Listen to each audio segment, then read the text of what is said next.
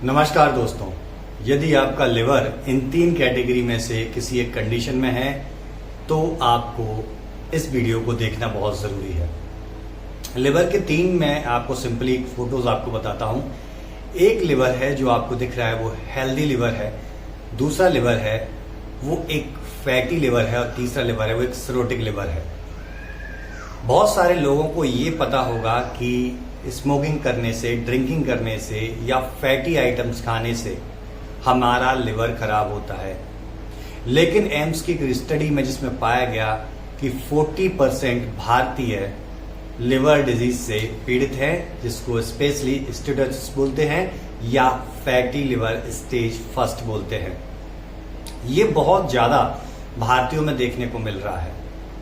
अब आप ये हैरान होंगे जब मैं आपसे ये कहूंगा कि इनमें से ओनली 2% लोग वो हैं जो अल्कोहल लेते थे, बाकी 38% व्यक्ति वो हैं जो बिना अल्कोहल के इस डिजीज में कन्वर्ट हुए, यानी उनके लिवर में खराबी हुई।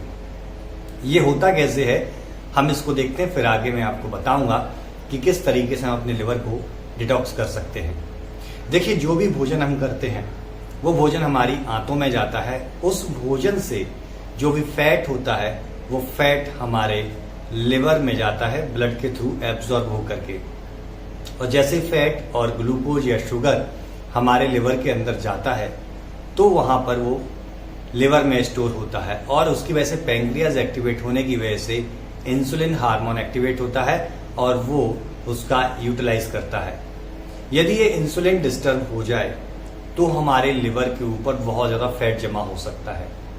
दूसरा, हमारी बॉडी में लगभग बहुत सारे कार्य लिवर ही करता है, और जब हमारी फिजिकल एक्टिविटी बहुत ज्यादा खराब होती है, हमारा खाने पीने का सिस्टम बहुत ज्यादा खराब होता है, तो ये बहुत हमारे लिवर पर इफेक्ट डालता है।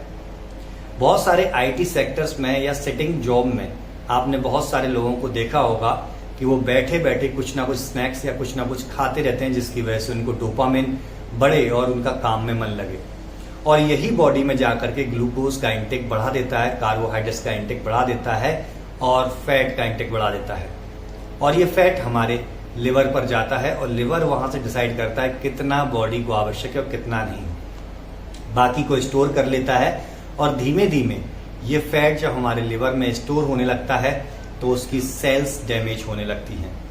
अब ये तो था हमारे खाने पीने के ऊपर। दूसरा, अगर मैं कहूं कि आप खाने पीने की बात करें तो हमारी इंडस्ट्री के अंदर कई ऐसे फूड आइटम्स हैं जिनके अंदर कई प्रकार के केमिकल्स मिले हुए हैं, जो केमिकल्स हमारे लिवर को नुकसान पहुंचा रहे हैं। अब चलिए इससे भी बच जाएं तो हम जो घर पे अनाज खा रहे हैं उसके अंदर बहुत ज्यादा मात्रा में पेस्टिसाइड्स भी आ रहे हैं, तो ये पेस्टिसाइड्स की वजह से भी हमारा लिवर डैमेज हो रहा है। चलिए खाने पीने की बात कर ली। अगर मैं कहूं हवा, इस हवा से भी आपके लिवर को नुकसान है तो ये गलत नहीं होगा। हमारे एयर के अंदर बहुत ज्यादा पॉल्यूशन से भरे तत्व होते हैं, जिसमें कई प्रकार के इंडस्ट्रियल जो कार्बन से युक्त तत्व होते हैं वो, कई प्रकार के कैडमियम से युक्त तत्व होते हैं वो। कई ऐसी सिटीज हैं इंडिया के अंदर जिन सिटीज के अंदर इतना ज्यादा पॉल्यूशन है कि वो वर्ल्ड में टॉप 10 में बनी हुई हैं, और उन सिटीज में जब हम उस गंदी हवा को इनहेल करते हैं तो वो हमारे लंग्स में जाती है, और लंग्स में फिल्टर होकर के जहां से वो हमारे ब्लड में आती है, और ब्लड के थ्रू फिर से वो लिवर के अंदर जाती है, क्योंकि जितना भी हम बॉडी में चाहे श्वास के थ्रू चाहे भोजन के थ्रू ले रहे हैं वो ब्लड में आता है, और ब्लड से वो हमारे लिवर पर जाता है, और लिवर डिसाइड करता है क्या बॉडी के लिए आवश्यक है और क्या नहीं। दोस्तों, कि ऐसा ऑर्गन है जिसको बहुत ज्यादा इग्नोर किया जाता है, क्योंकि जब लिवर वाकई ही डैमेज हो जाता है तब जाके पता चलता है हमें कि हमारा लिवर खराब हो गया है। अब ये तो मैंने बेसिक स्ट्रक्चर आपको बताया ताकि आप अवगत हो सकें कि हमें किस प्रकार से खाना है, किस प्रकार से नहीं।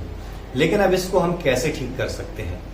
इसको आप नेचुरली रिवर्स कर सकते हैं इस प्रॉब्लम को, जिसमें सबसे नंबर 1 पे आते हैं फास्टिंग। जी हाँ, इसके ऊपर, फास्टिंग के ऊपर नोबेल प्राइज मिल चुका है जापान के साइंटिस्ट को, और उन्होंने प्रूव किया था कि हमारी सेल्स के अंदर एक स्ट्रक्चर होता है जिसको लाइसोसोम बोलते हैं। इस लाइसोसोम को इस प्रकार से आप मान सकते हैं कि दुनिया भर की गंदगी जो भी आपकी कोशिका के अंदर है, वो सब गंदगी लाइसोसोम के अंदर जाकर के पूरी नष्ट हो जाती है, पूरी भस्म हो जाती है। अब इस प्रोसेस को हम बोलते हैं ऑटोफैगी। अब ये ऑटोफैगी किस प्रकार से बॉडी में एक्टिवेट हो, इसके लिए प्रोसेसिंग होती है फास्टिंग, जो लगभग 15 से 16 घंटे की होनी चाहिए। आप इसको इस प्रकार से डिजाइन कर सकते हैं कि सुबह जब आप सो के जगह ब्रश कर लिया और उसके बाद आपको 1 घंटा प्रॉपरली एक्सरसाइज करनी है। इसकी वजह से आपकी बॉडी में एक तरीके से एनर्जी का प्रवाह होगा। एनर्जी का प्रवाह होगा तो जितना भी डेड मटेरियल है, जितना भी गंदा मटेरियल स्टोर होगा एक जगह पे, और वहां पर स्टार्विंग बढ़ेगी। उसकी वजह से भी आपकी सेल्स गंदगी को साफ करने का काम करेंगे। फिर उसके बाद आप क्या करेंगे, उसके बाद आप लो ग्लाइसेमिक इंडेक्स युक्त कार्ब, जिसकी आप लिस्ट गूगल से पता कर सकते हैं, और हाई प्रोटीन रिच और ग्रीन वेजिटेबल्स रिलेटेड, जिसमें न्यूट्रिएंट्स बहुत ज्यादा हों, इस प्रकार की डाइट आप खा सकते हैं। और उसके बाद एक लंबा ब्रेक ले सकते हैं। इस बीच यदि आपको भूख लगती है तो आप कुछ भी हल्का सलाद वगैरह इस प्रकार की चीजें खा सकते हैं जो अनप्रोसेस्ड हो, जिनको पकाया ना गया हो, किसी प्रकार का ऑयल ना मिला हो, किसी प्रकार का उसमें छिड़काई ना हो, टोटल रॉ मटेरियल के रूप में। और रात को 7 बजे के आसपास से 7 बजे से पहले आप अपनी सेकंड मील प्लान कर सकते हैं, जो कि फिर से लाइट फूड होगा। अब आप इस प्रकार की प्रोसेस को यदि अपनाते हैं तो ये पूरी कंप्लीट प्रोसेस आपकी बॉडी में ऑटोफैगी को बूस्ट करती है, उसको स्टार्ट करती है, उसको एक्टिवेट करती है। और इस प्रोसेस के थ्रू आपका लिवर अपने आप को हील करने लगता है। दूसरा, कुछ आयुर्वेदिक हर्ब्स की तरफ आप जा सकते हैं। उन आयुर्वेदिक हर्ब्स को यूज करने के लिए मैं आपको सलाह दूंगा, किसी भी आयुर्वेद डॉक्टर के पास अपनी रिपोर्ट सेंड कीजिए और उनसे प्रॉपरली आप उनका प्लान तैयार करवाइए। डेफिनेटली आपका लिवर हेल्दी होगा। चलिए, मैं डॉक्टर शैलेंद्र शर्मा आपसे विदा लेता हूं। तब तक के लिए धन्यवाद।